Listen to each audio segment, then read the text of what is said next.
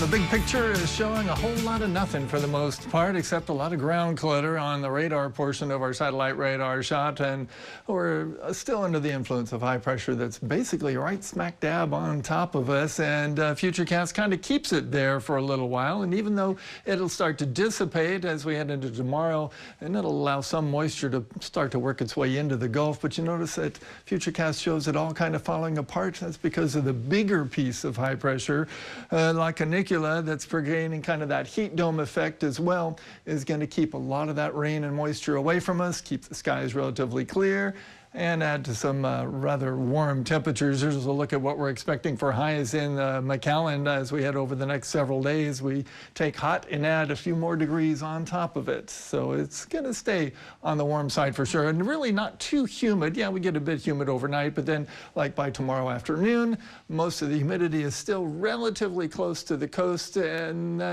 not so bad as you head a little bit further towards the west.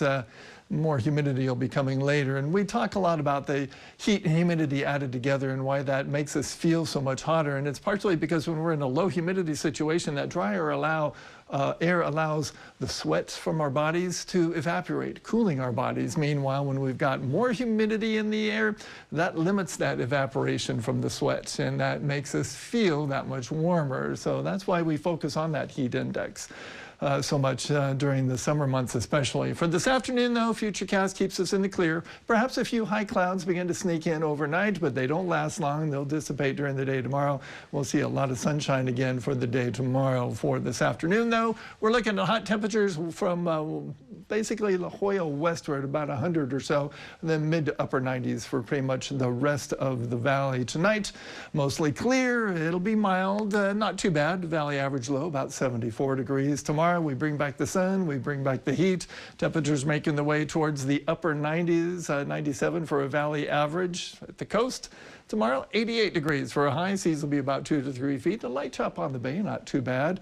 And the rip current risk will be low. Out in the tropics, things are continuing to be relatively quiet in the Gulf and even way out into the Atlantic. Hurricane Center is saying they're not expecting any development over the next 7 days. So we're still in kind of that lull period that we traditionally and historically see this time of year. But as we enter the month of August, notice how historically things really pick on up, with our peak being in the early portions of September. For our 7-day forecast, anything but rain, lots of sunshine, temperatures slowly making their way back towards the century mark once again.